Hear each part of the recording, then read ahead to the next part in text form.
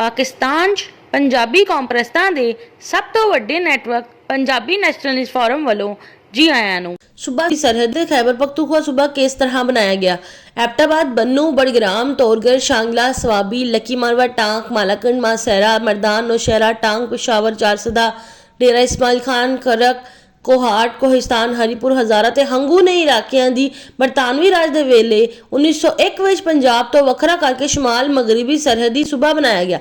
ਸ਼ਮਾਲ ਮਗਰਬੀ ਸਰਹੱਦੀ ਸੂਬੇ ਦੀ ਵਜ੍ਹਾ ਦੇ 1901 ਤੋਂ ਲੈ ਕੇ 2010 ਤੱਕ ਸੂਬਾ ਸਰਹੱਦ ਆਖਿਆ ਜਾਂਦਾ ਸੀ, ਲੇਕਿਨ 2010 ਵਿੱਚ ਪੀਪਲਜ਼ ਪਾਰਟੀ ਦੀ ਹਕੂਮਤ ਹੋਣ ਦੀ ਵਜ੍ਹਾ ਤੋਂ ਆਸਫ ਸਰਦਾਰੀ ਨੇ ਅਸਫੰਦਿਆਰ ਵਾਲੀ 18ਵੀਂ ਤਰਮੀਮ ਦੇ ਵੇਲੇ ਸਾਜ਼ਿਸ਼ ਕੀਤੀ ਤੇ ਪਾਕਿस्तान ਦੇ ਆਇਨ ਵਿੱਚ ਸੂਬੇ ਦਾ ਨਾਮ ਬਦਲੀ ਕਰਕੇ ਸਰਹੱਦ ਤੇ ਬਜਾਏ ਖੈਬਰ ਪਖਤੂਨਖਵਾ ਕਰਾਈ ਦਿੱਤਾ ਤੇ ਇਸ ਤਾਰੀਖੀ ਹਕੀਕਤ ਨੂੰ ਨਜ਼ਰਅੰਦਾਜ਼ ਕਰ ਦਿੱਤਾ ਕਿ ਸਦੀਆਂ ਪਹਿਲੇ ਤੋਂ ਇਹ ਇਲਾਕਾ ਹਿੰਦਕੂ ਪੰਜਾਬੀਆਂ ਦਾ ਹੈ, ਜਿੱਥੇ ਅਫਗਾਨੀ ਪਠਾਨ ਕਬਜ਼ਾ ਕਰਦੇ ਰਹੇ। ਸੂਬਾ ਖੈਬਰ ਵਿੱਚ ਪਸ਼ਤੂਨ ਤੋਂ ਇਲਾਵਾ 24 ਹੋਰ ਜ਼ੁਬਾਨਾਂ ਬੋਲੀਆਂ ਜਾਂਦੀਆਂ ਨੇ ਤੇ ਇਹ ਸਾਰੀਆਂ ਜ਼ੁਬਾਨਾਂ ਇੱਥੇ ਦੀ ਤਾਰੀਖ ਤੇ ਆਬਾਈ ਜ਼ੁਬਾਨਾਂ ਨੇ।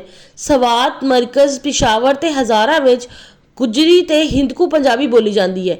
ਜਨੂਬੀ ਜ਼ਿਲ੍ਹਿਆਂ ਵਿੱਚ ਡੇਰਾਵਾਲੀ ਪੰਜਾਬੀ ਬੋਲੀ ਜਾਂਦੀ ਹੈ। ਚਤਰਾਲ ਵਿੱਚ ਕੋਹਾੜ ਦੇ ਨਾਲ 11 ਹੋਰ ਜ਼ੁਬਾਨਾਂ ਕਲਾਸ਼ਾ, ਪਲੋਲਾ, ਗੋਰਾਬਾਤੀ, ਦਮੀਲੀ, ਯਦਗਾ ਤੇ ਸ਼ਿਖਾਨੀ ਵਗੈਰਾ ਬੋਲੀ ਜਾਂਦੀ ਨੇ। ਜ਼ਿਲ੍ਹਾ ਕੋਹਿਸਤਾਨ ਵਿੱਚ ਕੋਹਿਸਤਾਨੀ ਤੇ ਸ਼ੀਨਾ ਜ਼ੁਬਾਨ ਬੋਲੀ ਜਾਂਦੀ ਹੈ। ਸਵਾਤ ਤੇ ਕੋਹਿਸਤਾਨ ਵਿੱਚ ਪਰਵਾਲੀ, ਗੌਰੀ ਤੇ ਔਸ਼ੂਜੂ ਬੋਲੀ ਜਾਂਦੀ ਹੈ। ਦੇਰ ਕੋਹਿਸਤਾਨ ਵਿੱਚ ਕਲਕੋਟੀ ਤੇ ਗੌਰੀ ਜ਼ੁਬਾਨ ਬੋਲੀ ਜਾਂਦੀ ਹੈ।